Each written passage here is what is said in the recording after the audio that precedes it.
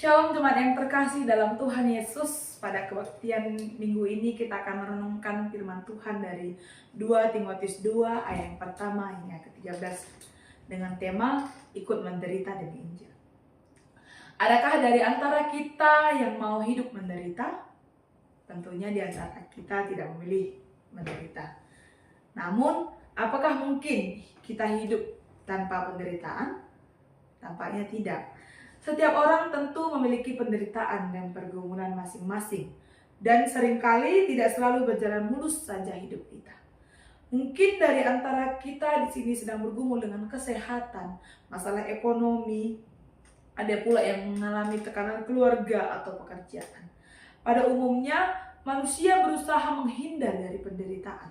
Tidak ada seorang pun yang secara alami ingin hidup dalam kesusahan.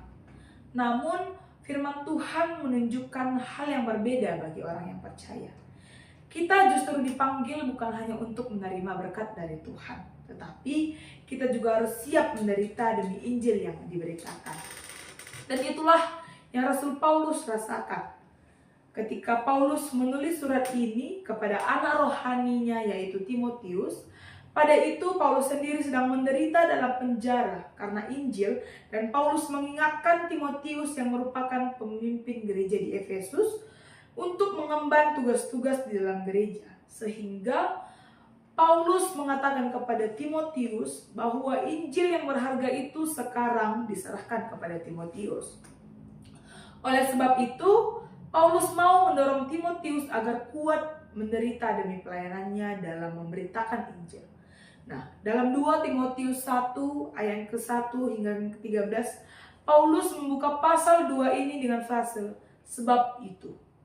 Nah, yang dimana merupakan konjungsi yang menegaskan bahwa bagian selanjutnya merupakan kelanjutan dari bagian yang sebelumnya, atau masih berhubungan dengan ayat-ayat sebelumnya, yang merupakan bagian dari pasal 1 di mana Paulus seakan menekankan karena Injil itu berharga, karena iman itu patut dijaga, maka Timotius harus dikuatkan oleh kasih karunia Kristus, bahkan rela ikut menderita demi Injil.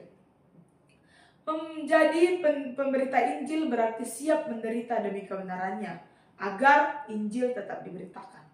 Nah, mengapa pemberita Injil dipanggil untuk menderita?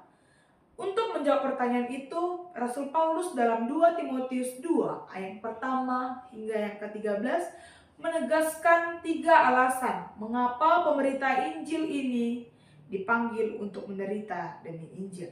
Nah, poin yang pertama, kasih